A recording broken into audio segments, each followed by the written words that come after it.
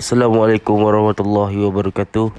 InsyaAllah pada kelas Fi Al-Mirath SYI 4103M G2 selaku Ustazah Afrah Munirah sebagai pensyarah, kami akan membawa tajuk pewarisan Khunsa bagi topik kali ini.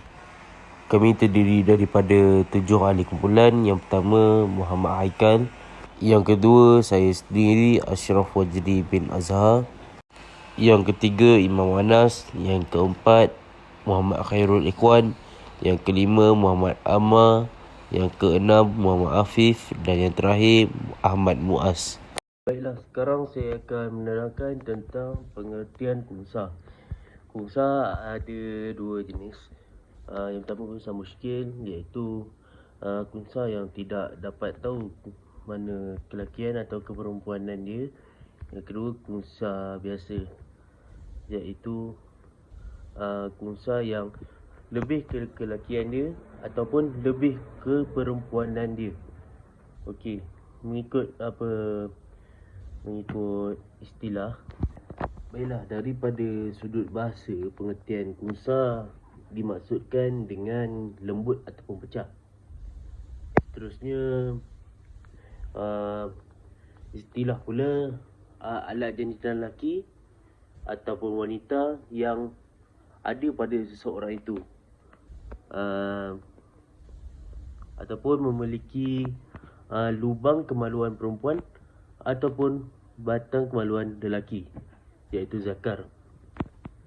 Assalamualaikum. Nama saya Muhammad Khairul Ikhwan bin Bahrom, nombor matrik D20313131. Okey, slide seterusnya ialah bahagian Khunsa dan penerangannya.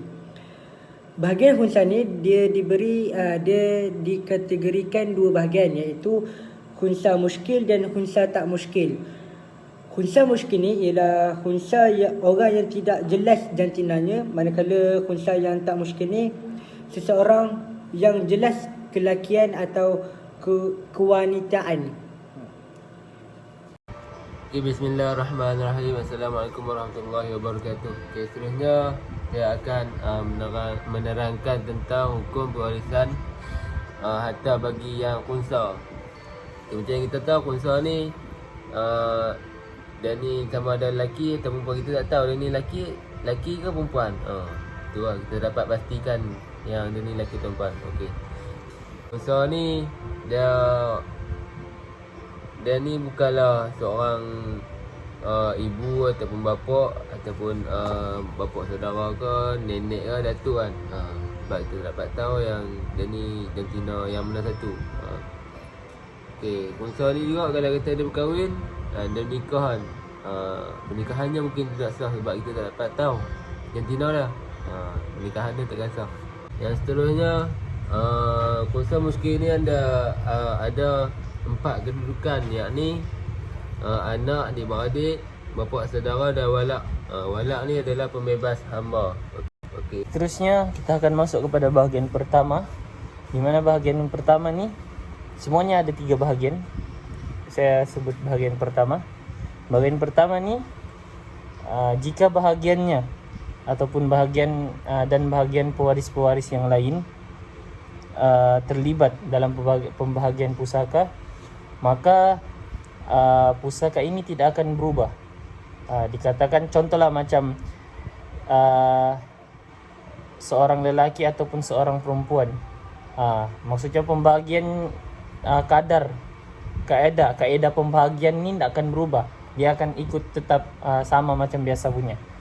Gitu. Contohnya macam si mati, dia meninggalkan ibu, dia meninggalkan saudara lelaki seibu sebapa. Lepas tu dia ada saudara lelaki yang Khunsa seibu. Macam dalam kes ini juga, dia punya pembahagian pusaka ni sama je. Dia tidak berubah. Seolah macam tiada yang Khunsa lah, macam normal lah, pembahagian normal begitu. Ini sebab saudara yang Khunsa seibu tu adalah sama ada dia ni lelaki kah, yang sebenarnya ni dia ni betul-betul lelaki kah ataupun dia betul-betul perempuan kah. Sama juga sebab pembahagiannya tu, kadarnya tu dia tetap akan terima 1/6 juga. Sebab dia saudara seibu. Dia saudara seibu tetap 1/6. Jadi sama je macam anak kepada ibu hanya menerima 1/6 sama ada lelaki maupun perempuan. Nah, maksudnya sini sama Syak. Dia lelaki kah perempuan kah? Sama Syak 1/6. Ibu pula akan menerima 1/6 kerana terdapat beberapa orang saudara, iaitu adik-beradik si mati. Si mati tu ada adik-beradiknya, jadi si ibunya dapat. Manakala bakinya pula akan menjadi asobah, akan diberikan kepada saudara seibu dan menjadi asobah, sebagai asobah lah. Okay. Seterusnya pembentangan akan diteruskan kepada bahagian kedua. Assalamualaikum warahmatullahi wabarakatuh. Nama saya Muhammad Nur Haikal bin Nordin, bernombor matrik D203 12922. Saya akan menerangkan pada bahagian yang kedua. Bahagian kedua iaitu khunsa tidak dapat menerima sebarang pusaka setelah disahkan jantinanya atau tiada kata putus daripada pewaris lain. Contohnya, si mati meninggalkan seorang isteri, bapa, saudara sebelah bapa dan seorang khunsa yang mana anak saudara lelaki. Kadar pewarisan dia, yang pertama ialah isteri tetap akan mendapat 1/4, manakala khunsa tidak dapat boleh mewarisi pusaka kerana berkemungkinan dia anak perempuan saudara lelaki. Yang kedua, kadar pewarisannya ialah jika khunsa dapat mengenal pasti jantinanya. Contoh, lelaki dia akan mendapat 3/4 harta pusaka. So dekat sini sekiranya khunsa itu tidak dapat ditentukan jantinanya dan tidak dihadirkan dengan bukti daripada pewaris-pewaris yang lain, maka dia tidak akan mendapat apa-apa sebahagian daripada harta pusaka setelah dia mendapat keputusan. Assalamualaikum warahmatullahi wabarakatuh. Nama saya Muhammad Amal bin Anwar, nombor matrik D2031327. Saya akan terangkan bahagian yang ketiga yang berkaitan semua pewaris akan diberikan bahagian terkecil, sementara lebihan akan dibekukan sehingga tahu jantina khunsa muskil. So apa yang dia cakap tu, pewaris tidak dapat mengesan sama ada khunsa tu jantina dia lelaki ataupun perempuan.